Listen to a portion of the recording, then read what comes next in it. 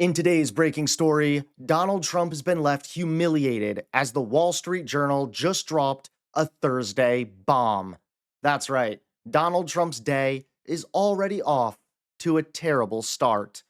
How's it going, everybody? Hunter Avalone here with Occupy Democrats. Welcome back to another video. Now, Donald Trump is an absolute disaster, and at this point, he's doing everything he can to distract from the Epstein files. Still, the majority of Americans want to see the files. 67% of Republicans want what 84% of Democrats want. I'm not sure we could find that on any other issue. That's exactly right. And look, we're right now in the middle of this shutdown that Donald Trump and Republicans have created. But let's be really clear. Mike Johnson does not want to have the conversation about Epstein. He does not want to bring Congress back. He does not want an investigation to continue. He doesn't even want to seat a Democrat who has now won a seat in Congress because he knows it's the final vote needed to actually get a law out the door that demands a full release of the files. And they don't want to stop the shutdown because they don't want to talk about the Epstein files. I will be in D.C. A bunch of us will be there demanding that they not only reopen the government, but the DOJ get us the files in their possession. And we'll continue to bring pressure to Mike Johnson and the president that they have the power to release the files. Instead, however, it seems that Trump is far more interested in taking away health care from a bunch of people and keeping the government shut down. Democrats who created Social Security, Medicare, Medicaid, the Affordable Care Act, all of that, are now being asked, reject that so we can give a tax cut to the rich. We're not doing it. And it isn't a question of, well, let's come back together so we can discuss it. That isn't going to happen. They had that chance. Now they just have to open government with it as a stipulation. So how do you get there?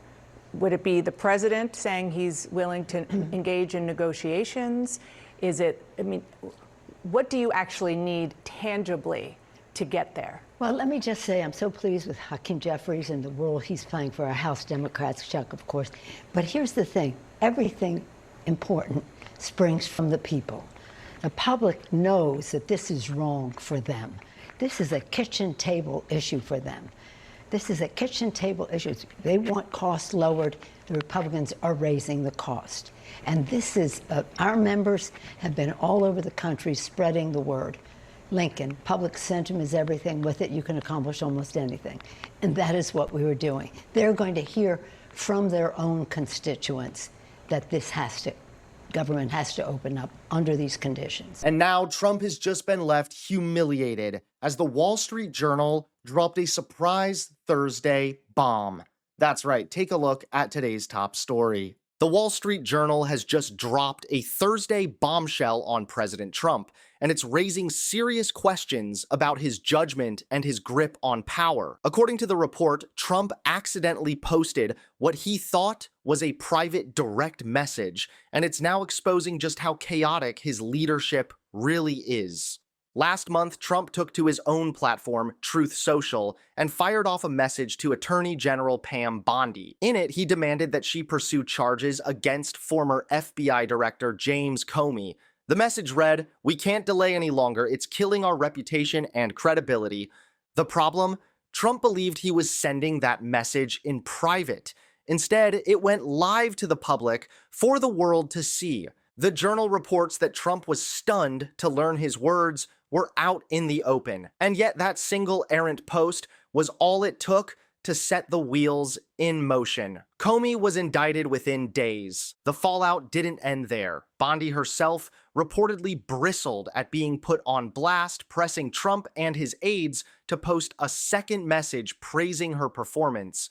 But the embarrassing mistake is only one part of a much bigger story. For decades, the Justice Department has kept the White House at arm's length from prosecutorial decisions. In Trump's first term, officials largely resisted pursuing political cases, in part because they understood that if they breached ethical norms, those same tactics could one day be turned against Republicans. As former DOJ spokeswoman Sarah Isgur told the Journal, Trump hasn't changed. What's different is the people he appointed. The department's public corruption unit has been gutted, shrinking from 30 prosecutors down to just 2. The National Security Division has lost about half its personnel. Both units were directly involved in cases against Trump or his allies. Trump's critics say this is evidence of a wholesale takeover of the Justice Department, where one embarrassing slip-up on social media can translate into real criminal charges for political enemies. For critics, the episode underscores a larger question. If Trump can't even manage a direct message on his own social media site, how can he be trusted to manage the country? Thanks so much for watching. Please click that like button and subscribe to Occupy Democrats so that you can stay informed and help us stop Donald Trump.